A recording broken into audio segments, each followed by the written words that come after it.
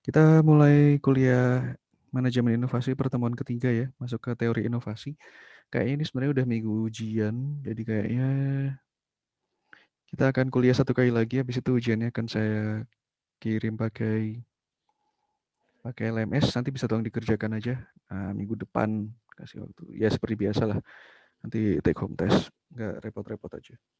Jadi hari ini kita akan belajar tentang teori inovasi. Apa sih teori inovasi? Jadi sebenarnya teori inovasi itu adalah beberapa prinsip menarik lah ya yang untuk dibahas gitu, untuk bisa meningkatkan atau bisa menambah wawasan kita kenapa kita perlu inovasi dan bagaimana perlu melakukan inovasi. Sebenarnya ada beberapa sudut pandang tentang teori inovasi, baik itu kita pakai dari beberapa ahli yang terkenal atau beberapa bisa juga kita ambil dari beberapa praktisi yang memang sudah berpengalaman di bidang inovasi. Kalau untuk pertemuan kita kali ini saya ingin membahas teori inovasi dari salah satu tokoh di bidang teknologi IT ya, yang namanya Marissa Mayer. Pernah tahu? Kalau misalkan belum pernah dengar, beliau adalah karyawan nomor 20 di Google. Jadi bisa dibilang bahwa beliau adalah termasuk salah satu karyawan yang ikut membesarkan Google ya. Dia lulus di Stanford University tahun 99.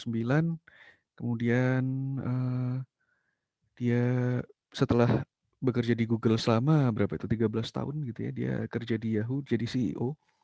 Waktu itu dia ditugaskan untuk menyelamatkan Yahoo yang waktu itu mau mau mau hancur gitu, tapi tidak bisa dihindari memang Yahoo sudah kalah dari Google. Tapi harus diakui ketika dia menjabat CEO di Yahoo, ada peningkatan jumlah kunjungan di Yahoo gitu ya. Sebelumnya Yahoo udah kalah jauh lah dari Google. Tapi selama dia menjabat CEO tahun 2012 sampai 2017, Yahoo lumayan meningkat gitu, meskipun tidak bisa menghindari kehancuran, let's say. Sekarang beliau menjabat di satu startup di bidang artificial intelligence yang namanya Sunshine ya. Dia pendiri dan juga CEO di sana. Jadi selama berapa tahun itu, tahun 99 sampai sekarang, selama 22 tahun dia bekerja di bidang IT, sempat menjadi CEO selama 5 tahun. Waktu di Google dia jadi programmer dan juga salah satu pembicara, salah satu orang terdepan untuk berbicara atas nama Google. Ada banyak lah, ada banyak hal yang bisa kita pelajari dari pengalaman beliau gitu ya. Mungkin nanti pada pertemuan-pertemuan selanjutnya kita bahas tentang teori-teori yang lain, tapi kali ini kita bahas beberapa quotes atau beberapa teori dari Marissa Mayer ini sebagai seorang praktisi di bidang IT yang memang di dewasa ini sangat sangat erat dengan inovasi. Oke, yang pertama adalah yang ide datang dari manapun gitu. Apa maksudnya itu? Jadi kadang-kadang salah satu sifat yang membuat kita susah berkembang, susah bertumbuh adalah kita sering mengabaikan ide yang datang. Kita sering mengabaikan inspirasi yang datang. Inspirasi itu datangnya kapan ya? Kapanpun, dimanapun, sumbernya dari manapun dan siapa orangnya dari siapa saja gitu ya. Kadang-kadang dari diskusi kita, kadang-kadang dari apa yang kita dengar, kadang-kadang dari apa yang kita tahu, apa yang kita alami, apa yang kita rasakan, itu bisa menjadi inspirasi, bisa menjadi ide untuk inovasi.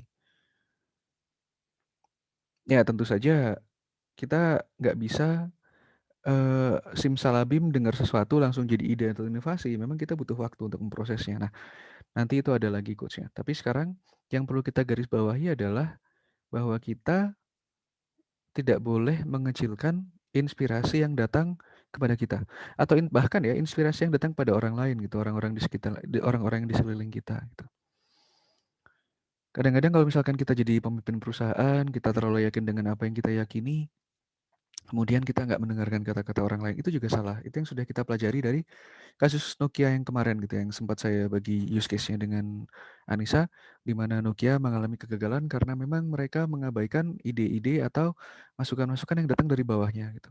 Yang di atas sudah tua-tua, kemudian mereka jadi susah berubah dan tidak melihat perubahan yang memang dirasakan oleh yang muda-muda yang di bawah seperti itu. Itu yang dialami juga oleh Sony. Oleh Sony yang memang beberapa kali mengalami kemunduran seperti itu ya. Jadi itulah yang erat terjadi dengan perusahaan-perusahaan besar yang sudah raksasa dan kelas internasional. Mereka jadi susah berkembang, mereka jadi susah tumbuh, mereka jadi mengabaikan ide atau masukan. Kalau suatu perusahaan itu sudah mengabaikan inovasi, maka perusahaan itu menolak untuk bertumbuh. Dia tidak belajar dari kesalahan, dia tidak melihat kondisi sekeliling, dia susah untuk beradaptasi. Ketika itu terjadi, maka perusahaan tersebut akan mengalami kesulitan untuk bertahan. Nah, lalu bagaimana gitu? Ya, kadang-kadang memang, apakah kita harus selalu mencari-cari ide ya? Tidak selalu juga. Kadang-kadang memang kita harus mencari atau meluangkan waktu, atau kalau misalkan kita bicara dalam suatu perusahaan, memang kita harus menugaskan seseorang untuk melakukan inovasi. Tidak bisa kalau misalkan ada yang bekerja di bagian dapur gitu ya, kita harus memaksa dia berinovasi. Ya mungkin kadang ada lah inovasi, tapi tidak perlu selalu kita paksakan. Tapi ketika ide itu datang, jangan diabaikan. Ide itu bisa datang dari mana saja. Oke, kemudian yang kedua, bagikan semua yang kita bisa gitu. Apa aja yang kita, maksudnya apa yang bisa dibagi gitu, bukan cuman uang, bukan cuman kekayaan gitu ya. Meskipun itu memang salah satu insentif terbesar kalau kita bekerja ya, kita bekerja untuk uang gitu. Tapi insentif yang lain yang penting, tidak kalah penting itu apa? Kepuasan. Kepuasan itu datangnya dari mana? Dari banyak sumber ya. Salah satu kepuasan yang paling bisa dirasakan oleh manusia dan yang kita cari itu adalah aktualisasi diri. Bahwa kita merasa karya kita berguna, bahwa kita merasa keberadaan kita bermanfaat, bahwa kita merasa dihargai. Itu adalah motivasi utama karya Abraham Maslow ya. Dia seorang psikolog terkenal yang mendorong manusia untuk melakukan sesuatu. Ngapain sih kamu melakukan sesuatu? Ujung-ujungnya satu, kita ingin dihargai. Itu yang harus kita perhatikan pertama kali ketika kita menjadi, apakah itu ketua kelompok, pimpinan suatu perusahaan. Ketika kita bekerja dengan orang lain, satu hal yang harus kita lakukan pertama kali adalah memastikan bahwa rekan kerja kita, anak buah kita merasa dihargai, didengarkan pendapatnya. Penghargaan itu adalah satu hal yang memang tidak bisa dinilai dengan uang. Memang tidak bisa dipakai buat beli sembako atau beli candil buat buka puasa gitu ya. Tapi itu adalah hal yang sering kali kita abaikan. Kadang-kadang bos itu mikir gini ya, wah kamu kan udah dibayar, udahlah sana gitu. Tapi dia tidak menghargai sebagai seorang manusia. Itu susah bertahan ya perusahaan yang seperti itu. Jadi memang untuk memulai suatu perusahaan yang baik, kita harus tahu dulu seorang bos yang baik itu seperti apa. Dan jangan menjadi hanya seorang bos ya, tapi jadilah seorang pemimpin. Mungkin pernah dibahas dulu waktu di kelas Technopreneur. Kalau bos itu dia perintah-perintah aja di belakang, kalau seorang pemimpin tuh dia turun, dia ikut kerja, dia ikut mengarahkan. Seperti itu. Oke, ya itulah yang disebut jangan mengambil hak orang lain. Hak orang lain itu apa? Tadi penghargaan, kemudian gaji. Kalau misalkan memang ini kerjaan orang lain, jangan diakui sebagai kerjaan sendiri. Kalau ini misalkan ada inovasi dari rekan, ya diakui juga itu hak rekannya. Ini sesuai juga lah ya dengan filosofi Islam di mana kita tidak boleh mengambil hak yang bukan milik kita gitu. Apa yang bukan hak kita ya banyak gitu. Kalau misalkan ini adalah karya orang lain, kita akui karya kita sendiri ya itu dosa, itu nggak boleh. Kalau misalkan orang lain harusnya dapat gaji yang sepantasnya tapi kita nggak kasih, itu termasuk menghalangi orang lain dan mendapatkan haknya. Kemudian kalau misalkan memang dia berhak untuk mendapatkan waktu istirahat, waktu untuk tidak bekerja, itu termasuk haknya mereka ya. Jadi jangan sampai kita yang santai-santai gitu ya, kemudian anak buah kita yang kerja keras. Wah, itu nggak adil juga. Tetap semua orang punya hak dan kewajiban, dan kalau misalkan memang kewajiban kita adalah menjaga agar hak setiap orang didapat sebagaimana mestinya, ya itu yang harus kita jaga, seperti itu. Kemudian ada istilah perkuatlah orang lain. Apa itu maksudnya perkuat orang lain? Nah, jadi gini, ketika kita mempekerjakan seseorang, ini saya pelajari juga dari siapa? Dari Murat Tukuh kalau nggak salah. Ketika kita mempekerjakan seseorang, jangan anggap bahwa kita hanya mempekerjakan dia untuk mencapai cita-cita kita. Kita harus paham bahwa setiap orang itu punya impian. Setiap orang punya cita-cita, setiap orang punya mau. Dan kita tidak bisa memaksakan dia hanya menjadi bidak catur, hanya sebagai alat dalam mencapai cita-cita kita. Itu harus kita sadari. Itu yang harus kita kenali juga. Apa cita-cita, apa keinginan, apa target dari anak buah kita, apa target dari rekan kerja kita. Terus kalau kita sudah tahu, gimana? Kita perkuat. Apa maksudnya perkuat? Kita dukung dia untuk mencapai impiannya. Nah, mungkin pada tahap ini kita akan tiba pada paradoks Tapi Pak, kalau misalkan kita memperkuat seseorang untuk mencapai impiannya, bukankah nanti kalau dia jadi bagus, dia akan meninggalkan kita?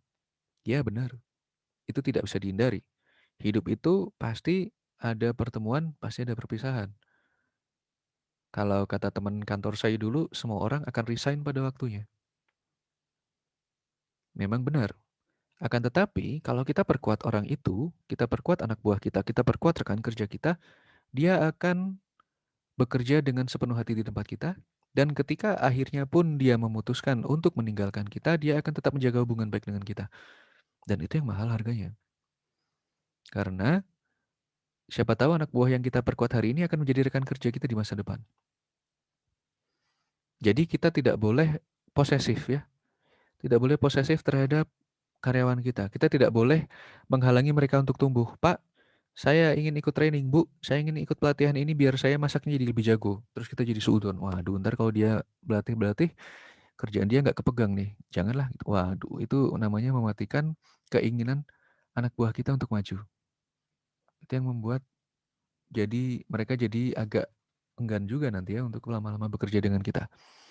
Itu yang harus dihindari. Itu yang harus dihindari. Jadi yang harus diperhatikan ketika kita menjadi pimpinan suatu perusahaan adalah bahwa anak buah kita memang bekerja untuk kita. Ya, itu kewajiban mereka karena kita berikan mereka hak dalam bentuk gaji, dalam bentuk ya insentif lah, macam-macam. Tapi ada kewajiban kita sebagai seorang pemimpin perusahaan, yakni agar mereka juga maju dengan kita, gitu. Maju dalam apa? Dalam hal apa? Bukan hanya dalam hal ekonomi, tapi juga dalam hal kemampuan, skill. Bahkan kalau bisa ya bikin dia jago gitu. Mengenai apakah dia nanti akan tetap loyal dengan kita atau pindah perusahaan, ya itu kembali lagi ke loyalitas, kembali lagi ke targetnya masing-masing. Akan tetapi kalau misalkan intinya adalah kalau kita memperkuat orang lain akan memperkuat kita. Baik kita posisinya di bawah atau di atas, yang pasti kita harus ingat bahwa kita harus selalu memperkuat orang lain. Begitu juga kalau misalkan kita kerja sebagai karyawan gitu ya. Kita harus bekerja dengan pandangan bahwa dengan mendukung atasan untuk mencapai targetnya, maka kita juga mendukung diri sendiri untuk mencapai target kita. Jadi kita bayangannya seperti itu. Jangan sampai kita merasa sebagai korban gitu ya, bekerja karena disuruh atasan demi gaji, ya itu nggak ada passionnya di situ. Kita nggak ada semangat untuk bekerja di situ. Dengan bekerja untuk atasan, kita bantu atasan mencapai target. Dengan demikian kita juga membantu diri sendiri untuk mencapai impian kita yang sebenarnya. Itu yang harus selalu dikejar. Impian kita yang sebenarnya ya, passion itu. Tidak bisa diganti dan setiap orang pasti beda-beda. Oke, yang keempat adalah fokus pada inovasi. Apa hubungannya membagi sesuatu, membagi semua yang kita bisa bagi dengan inovasi? Banyak.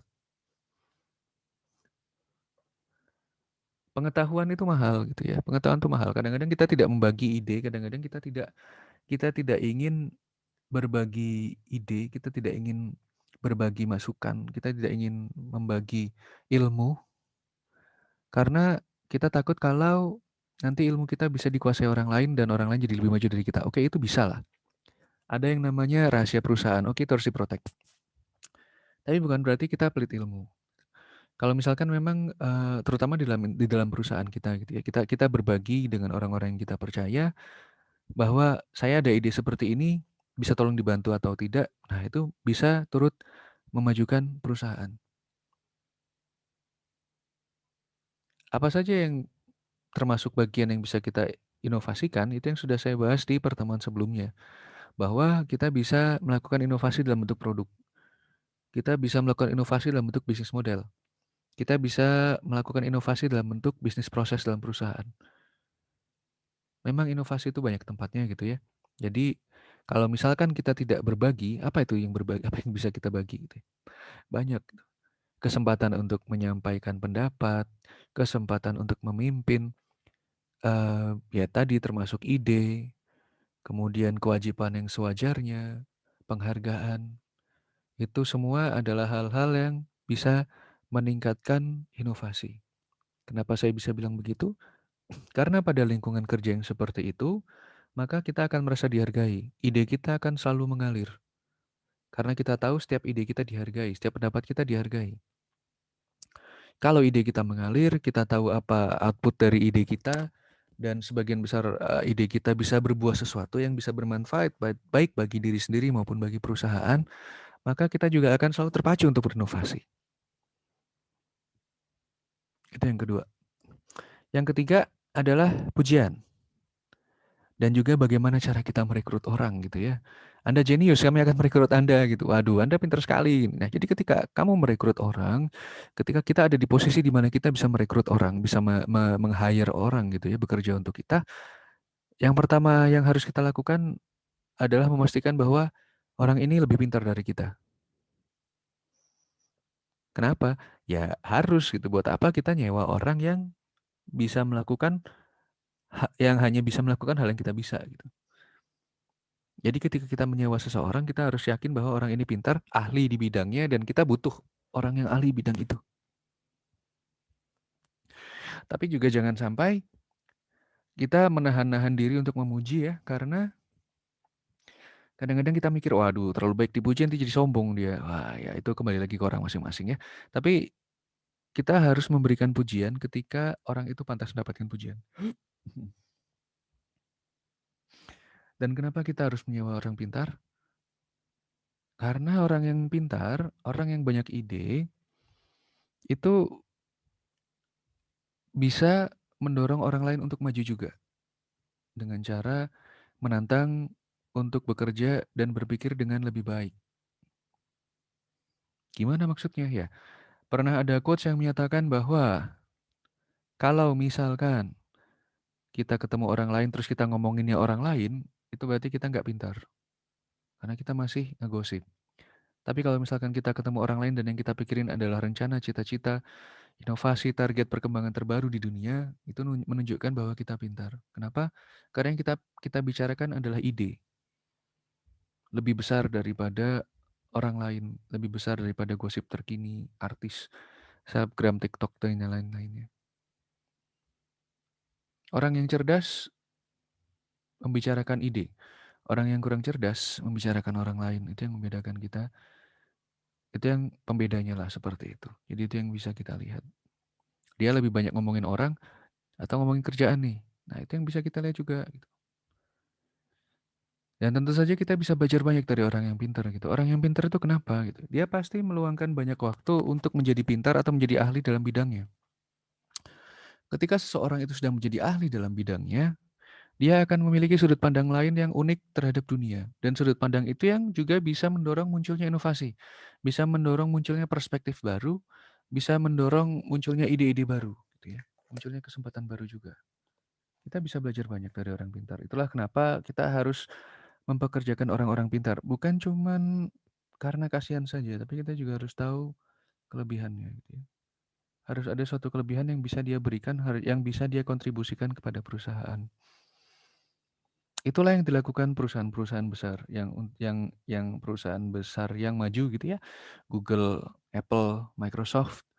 Itulah kenapa mereka juga ujiannya selalu aneh-aneh gitu. Kalau misalkan Anissa pernah lihat ujian masuk Google itu pasti pertanyaannya aneh-aneh.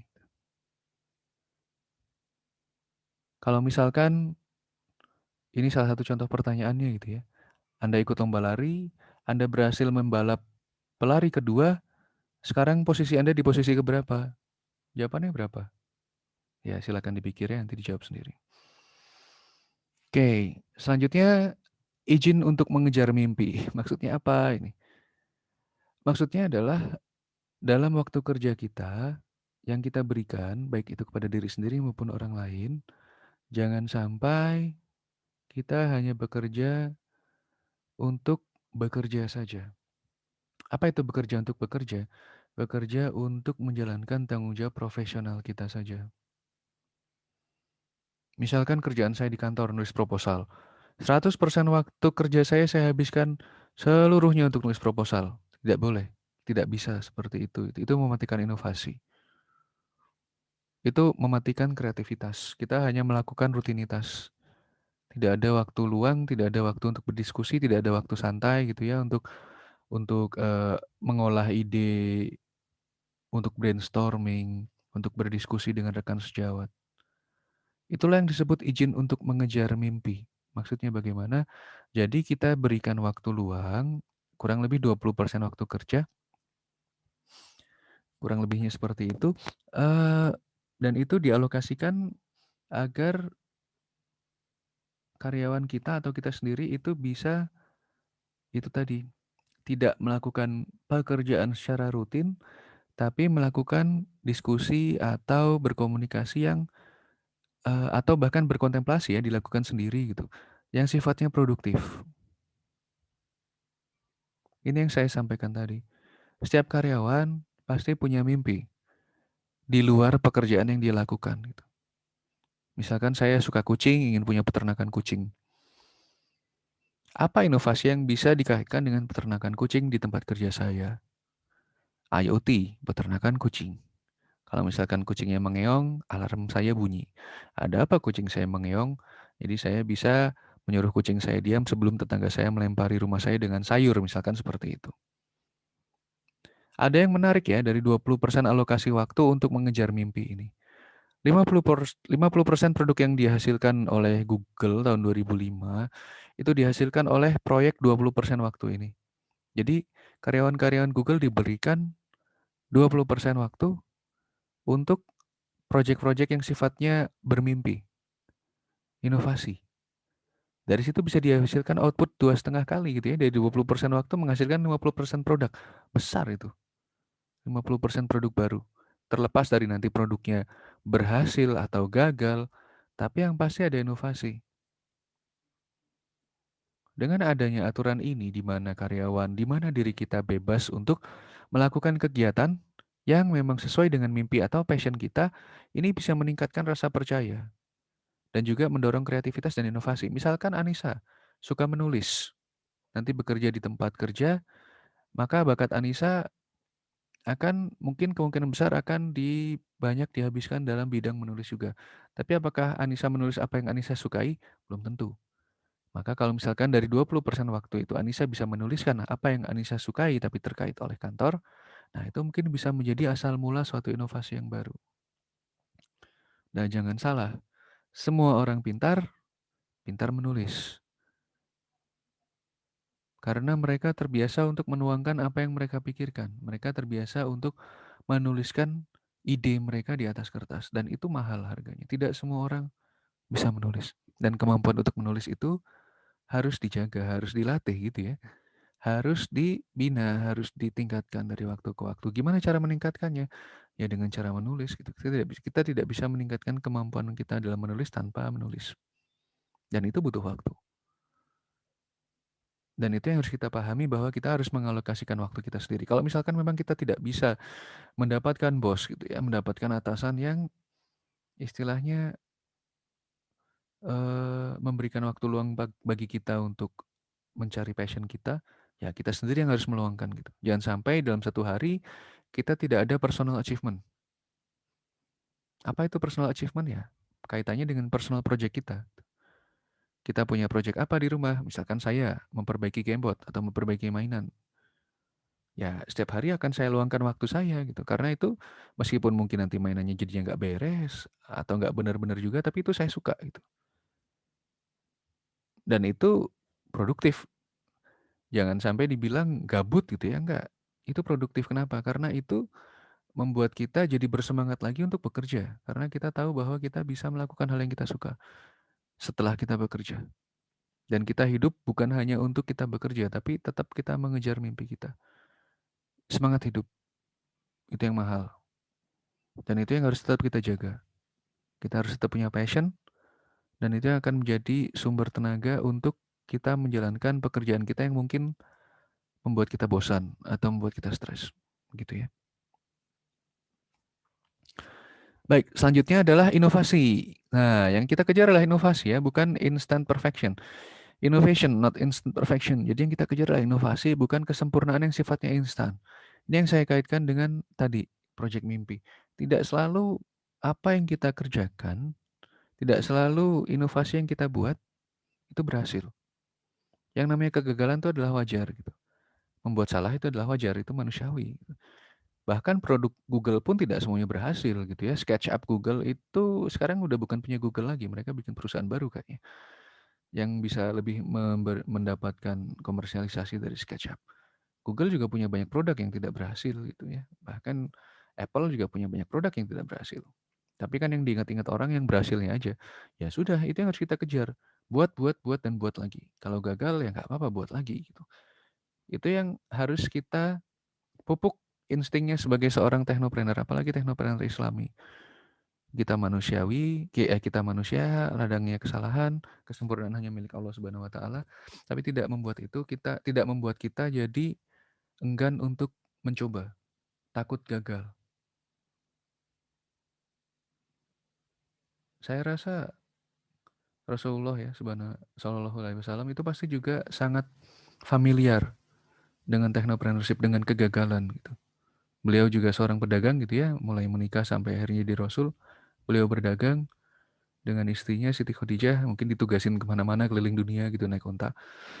Itu yang membuat beliau pasti memahami bahwa kegagalan itu bukan berarti kita tidak berharga atau bukan berarti kita tidak mampu.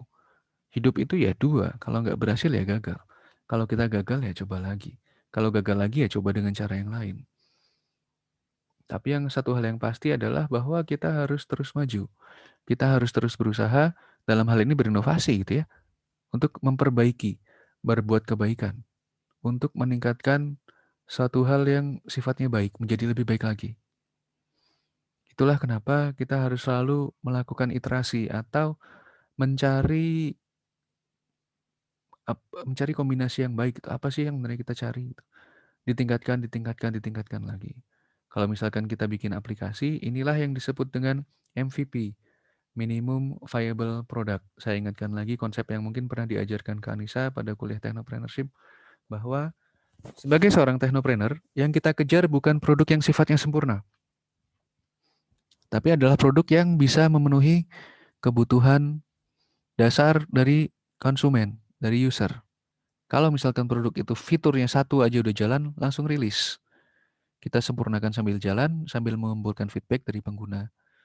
Itu yang membuat perusahaan-perusahaan kecil, UMKM, technopreneur, entrepreneurship itu lebih fleksibel dan lebih responsif terhadap kebutuhan pasar daripada perusahaan-perusahaan besar.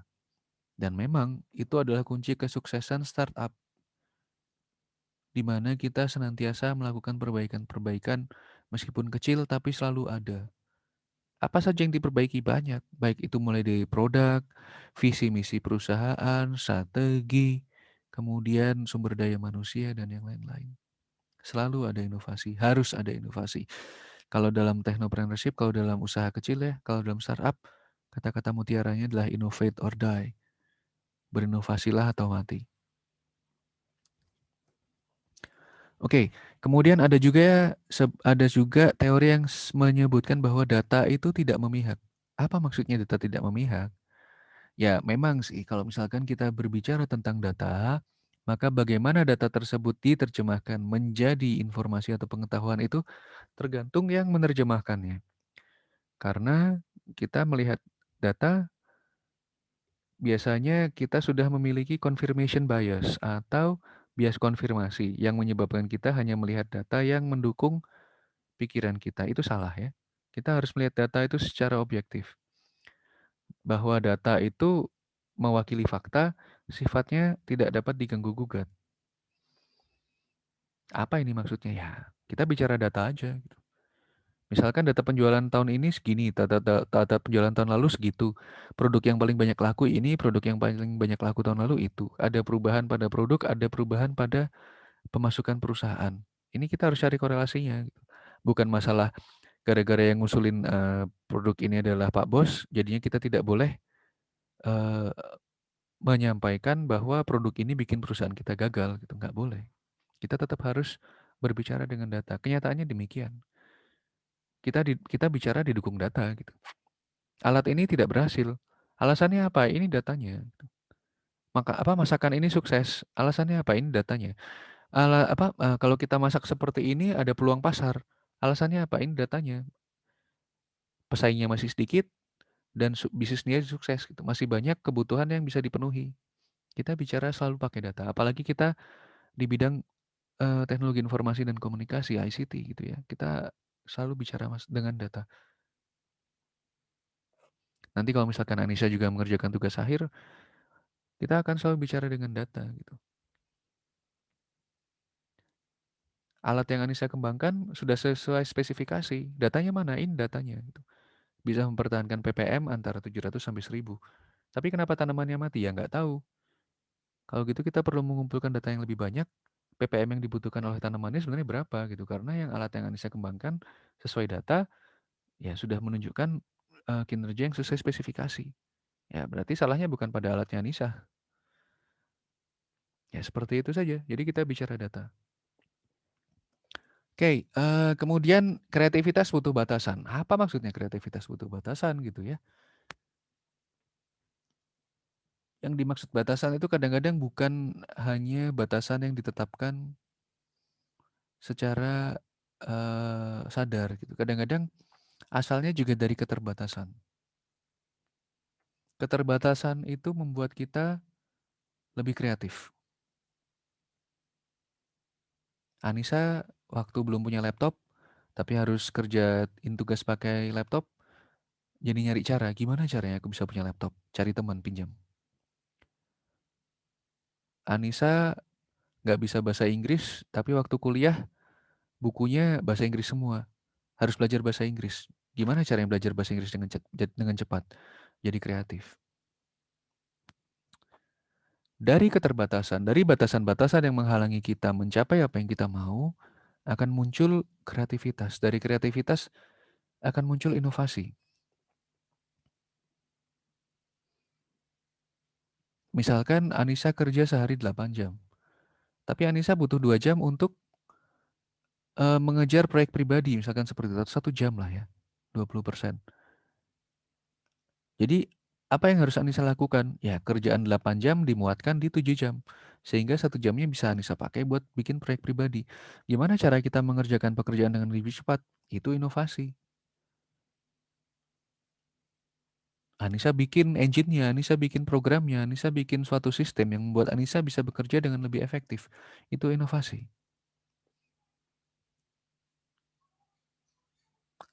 Sering kita dengar thinking out of the box, berpikir di luar kotak. Kalau nggak ada kotaknya ya kita nggak tahu juga apa itu namanya di luar kotak gitu ya. Jadi memang semuanya selalu berawal dari keterbatasan. Kita tahu batasan kita. Oh, aplikasi yang sekarang seperti ini, nggak bisa ini. Ayo kita inovasi agar dia bisa lebih baik dari yang sekarang. Kita tahu batasannya, kita tahu keterbatasan pikiran kita tahu keterbatasan apapun itu, dan kita cari jalan keluarnya. Itulah asal inovasi. Oke, kemudian ini mungkin yang terakhir deh. Jangan membunuh suatu proyek, diubah. Jangan membunuh suatu ide, ubahlah mereka.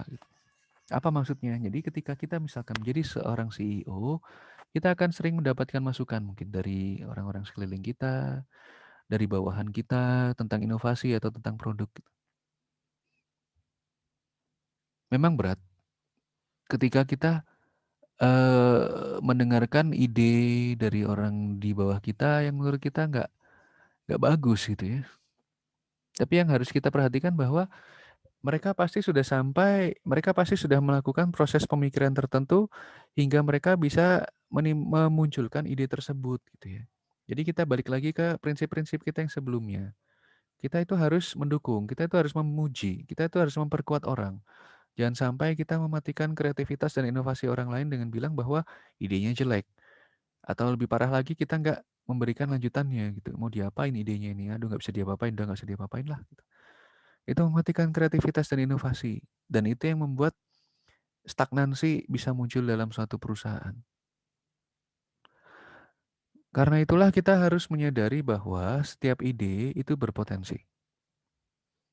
Kalau misalkan memang ide itu tidak bagus, bolehlah kita bikin bagus. Bukan berarti kalau ide itu tidak bagus langsung buang gitu ya. Kalau misalkan ada ide dari anak buah kita gitu, Pak, Saya ingin bikin pakaian kucing gitu. Ah, apa sih pakaian kucing? Nggak usah lah gitu. Cobalah kita lihat dari sudut pandang lain gitu ya. Coba kita survei dulu. Iya bener juga nih pakaian kucing lagi rame gitu ya.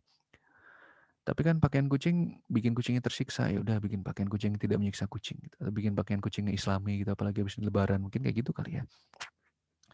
Nah, cobalah kita menjadi rekan diskusi yang baik sehingga ide itu bisa tumbuh dengan lebih baik.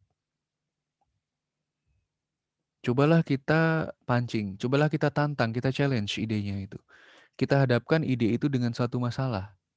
Ini yang disebut tadi batasan.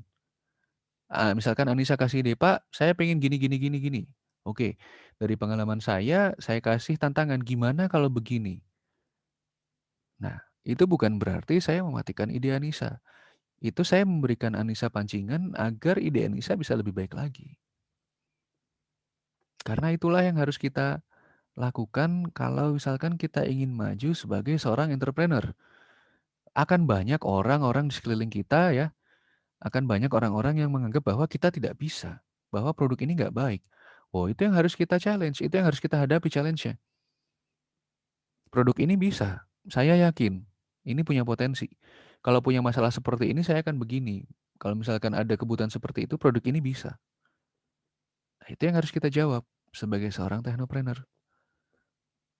Kalau misalkan ada proyek yang nggak jalan, bukan berarti proyek tersebut atau hasil karya tersebut tidak bisa dijual. Kadang-kadang kita bisa membungkus suatu produk dengan bungkus yang berbeda sehingga bisa dipasarkan ke segmen pasar yang lain. Itulah yang disebut inovasi. Kadang-kadang bukan dalam hal eh, itu yang sudah kita bahas ya minggu lalu kalau nggak salah di pertemuan yang lalu. Inovasi itu tidak selalu berwujud dalam produk baru. Bungkus baru pun inovasi. Karena dengan ada bungkus baru, maka akan ada segmen pasar baru yang ditarget. Mungkin akan ada strategi marketing yang baru di situ. Itu termasuk inovasi. Oke, itu akhir kuliah hari ini sebenarnya. Presentasinya singkat saja, tapi saya harap bisa memberikan banyak pesan positif, terutama untuk Anissa ya. Ada yang mau ditanyakan nggak? Ada yang mau didiskusikan apa tidak? Silakan ditulis di kolom chat. Oh iya, ada Oh, Pak. sudah nyambung. Ada suaranya Silakan. Pak? Oke, ada. Silakan. Oh iya. Jadi ini pertanyaan sih Pak. Jadi kan saya sering baca ya kalau di Mm-mm. Quora itu Oke, bagus. tentang apa namanya beberapa pengalaman orang-orang yang bilang bahwa kalau kamu di tempat kerja itu Mm-mm. ya udah gitu jangan terlalu berharap untuk nyari teman. Terus kedua jangan terlalu apa ya show up tentang kemampuan kamu gitu karena Oh, ya oke. itu karena uh, di Enggak. satu sisi ada Mm-mm. teman atau mungkin bosnya gitu ya yang Enggak suka. memanfaatkan itu gitu dan Oke. apa namanya nggak ada reward gitu setelah siapa ya Oke, oke. kemampuan kita dieksploitasi gitu dan jadi Oke, oke. sebaiknya gimana tuh Pak? Nah, itu pertanyaan yang sangat bagus Anissa. Dan memang gitu ya, memang itu pengalaman dari teman-teman saya juga ada yang seperti itu gitu. Oke, yang pertama jangan mencari teman di tempat kerja. Itu bisa salah, bisa benar gitu ya. Kalau misalkan kita di tempat kerja tidak punya teman, susah juga kita kerja. Seakan-akan kita datang ke tempat di mana semua orang adalah musuh kita, terus kita disuruh kerja di situ. Susah kita produktif di tempat di mana kita merasa tidak nyaman. Susah kita akan produktif atau kreatif di tempat di mana kita harus selalu paranoid gitu ya. Jadi parno aja terus pikiran kita sudon. Nggak akan nyaman kita kerja di tempat eh, di mana kita harus selalu defensif. Itu bukan tempat kerja yang menyenangkan. Maksudnya itu apa? Kita jangan mencari teman di tempat kerja. Maksudnya adalah kita harus bisa memisahkan teman yang sifatnya profesional dengan teman yang sifatnya personal. Memang kita tidak akan mendapatkan teman baik personal ya di tempat kerja dan saya sarankan jangan terlalu banyak curhat, jangan terlalu banyak berbagi hal-hal yang sifatnya personal di tempat kerja. Karena kita tidak tahu kapan teman yang di tempat kerja itu tidak lagi teman gitu ya. Itu yang dimaksud jangan mencari teman di tempat kerja. Maksudnya adalah jangan cari tempat curhat. Kalau misalkan kita ada teman yang jadi teman benar-benar teman baik, itu sangat langka gitu ya. Karena biasanya kita akan kesulitan memisahkan lingkungan profesional dengan personal. Saya pernah punya ya, saya punya teman baik, baik banget teman main lah ya, asik. Tapi kalau di tempat kerja males-malesan dia, susah saya marahinnya. Susah bagi saya untuk bersifat profesional. Karena dia tahu rahasia saya, kita main game bareng, kita ketawa-ketawa bareng, tapi di tempat kerja kita harus tegas, nggak bisa. Itulah kenapa memang ada baiknya kita pisahkan lingkungan kerja profesional dengan lingkungan personal. Jangan mencari dan sebaiknya memang jangan gitu. Tapi bukan berarti kita harus memusuhi semua orang di tempat kerja. Tetap kita harus friendly, harus berteman, harus ramah gitu. Kita tahu, oh ya teman kerja saya banyak, ya. Tapi ya teman kerja gitu, bukan teman curhat. Teman kerja saya baik, diajak ngomong enak ngomongnya, diajak kerja sama enak, dimintain tolong enak, kerjasama juga oke gitu. Ya itu teman kerja. Ya memang harus begitu gitu. Itu namanya professional colleague, kolega profesional. Sama teman kerja saya main Pokemon, kita kerja bareng gitu. Tapi ya udah gitu aja, saya nggak cerita masalah pribadi dia nggak cerita masalah pribadi dia, ya udah cukup segitu aja. Tapi kalaupun dia mau cerita ya silakan gitu. Tapi kalau enggak ya saya nggak ngejar dan saya nggak kepo.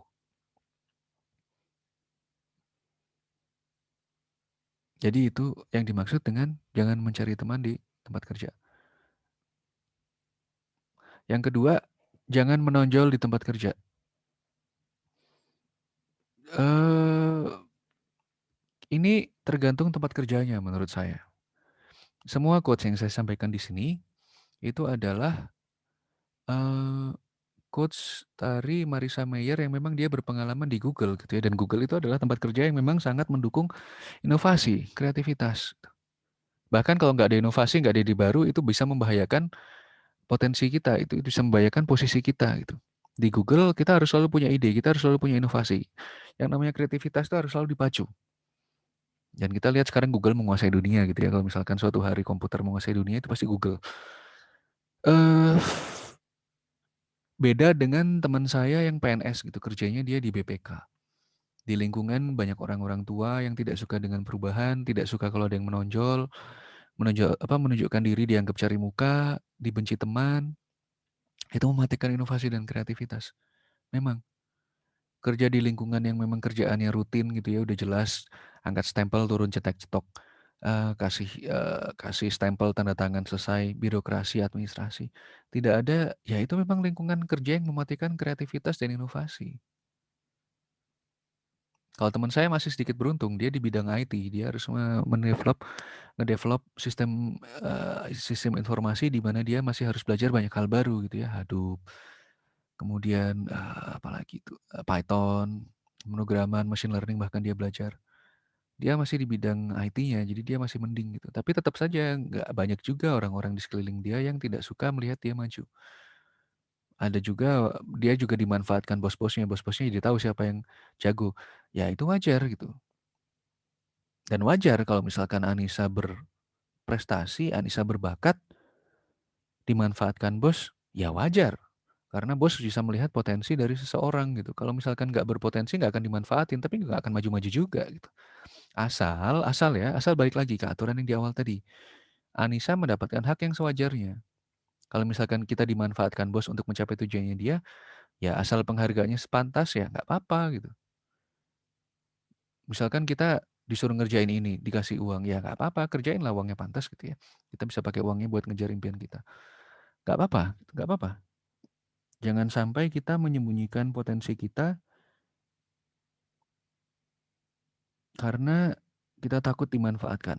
Kalau ada yang bisa memanfaatkan potensi kita dengan baik ya bagus gitu, karena dia membantu kita menemukan kemampuan kita yang sebenarnya. Tapi ingat gitu ya, jangan sampai kita dimanfaatkan secara sepihak. Itu intinya. Kalau kita karyawan dimanfaatkan atasan ya wajar lah kita bekerja untuk atasan gitu ya. Tapi lihat, dimanfaatkannya sepihak nggak? Ini masih sesuai dengan job desk nggak? Dengan beban segini, gaji segini masih pantas nggak? Itu yang harus selalu kita lihat. Itu yang harus selalu kita pantau. Kalau misalkan memang sudah berlebihan, ya kita harus bilang, mohon maaf Pak, waktu saya nggak cukup, atau kerjaan saya udah banyak, atau kayaknya anak saya butuh uang buat beli susu, ya gimana lah alasannya. Tapi intinya ya, kita juga tidak mengizinkan diri kita dieksploitasi melebihi dari kemampuan kita. Gimana cara ngitungnya? Ya kita harus tahu harga diri kita harus tahu harga kemampuan kita berapa. Dengan gaji segini, kerjaan segini masih pantas lah. Kita ya pintar-pintar aja kita ngukur diri. Jadi kembali lagi ke tempat kerja. Kalau misalkan di tempat kerjanya adalah startup seperti tempat kerja saya gitu ya, ya kita harus selalu inovasi, bakal selalu ditanyakan gitu, ada ide baru apa gitu. Udah sampai mana progresnya? Dari sini bisa ngapain? Ada apa? Kita bisa ngapain aja dengan ini? Wah, itu kita akan selalu dipancing untuk berinovasi kalau kita bekerja di lingkungan startup. Jadi tidak bisa disamaratakan apa yang Anissa sampaikan tadi untuk semuanya. Karena bahkan di tempat-tempat seperti startup itulah di mana kita harus selalu bisa mengembangkan potensi diri kita. Anissa tahu Flip nggak? Flip. Iya Pak, tahu.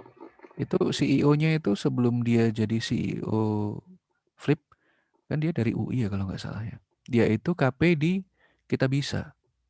Dan dia magang atau dia sempat kerja berapa lama di Kita Bisa. Kita Bisa itu kan startup kan. Dan dari situlah dia malah menemukan potensi yang sebenarnya gitu ya. Ya memang harus seperti itu gitu. Dari satu startup membangun startup-startup yang lain gitu. Karena di lingkungan kerja yang penuh inovasi, pasti inovasi kita mengalir. Nah, jadi memang kembali lagi ke lingkungan kerjanya. Kalau kita kerja di PNS, sepertinya agak susah. BUMN mungkin bisa kalau kita ada di bagian inovasinya. Tapi kalau kita ingin kerja di lingkungan yang memang harus berinovasi, menghargai inovasi ya, startup. Kerja di startup orang atau bikin startup sendiri. Seperti itu, Sa. Ada pertanyaan lagi nggak? Atau yang tadi ada yang kurang jelas? Udah sih Pak, cukup Pak. Oke, ada lagi yang mau ditanyain? Tidak, udah.